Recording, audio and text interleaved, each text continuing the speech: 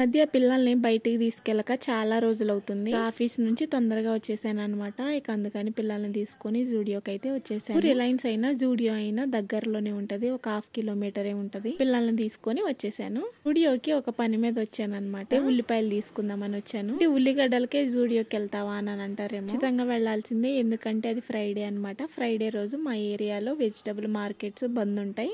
ఇళ్ళమ్మట వచ్చే వాళ్ళు కూడా రావట్లేదు, ఎందుకంటే వర్షాలు పడినాయి కదా, ఎవరు రావట్లేదు. అయితే లైఫ్ లో ఫస్ట్ టైం ఉల్లిగడ్డల కోసం వెళ్ళి ఉల్లిగడ్డలే తీసుకొని వచ్చాను. ఇక ఈ మధ్య జూడియోలో బెల్లం అయితే అసలు బాగోట్లేదు. మరి అది ఆర్గానిక్ బెల్లం అనేసి పెడుతున్నారు కానీ అది నల్లగా ఉంటుంది. నాకు ఇష్టమైన పూల మక్కాన అలా తిలుకుంటా అయితే బిల్ కౌంటర్ దగ్గరకు వచ్చేసాము. ఇక మేము తీసుకున్నాయి బిల్ వేయించుకొని బయటకు వచ్చేసాము. అలా వస్తూ దారిలోని పిల్లలకి పానీపూరి కూడా ఇప్పించాను అనమాట.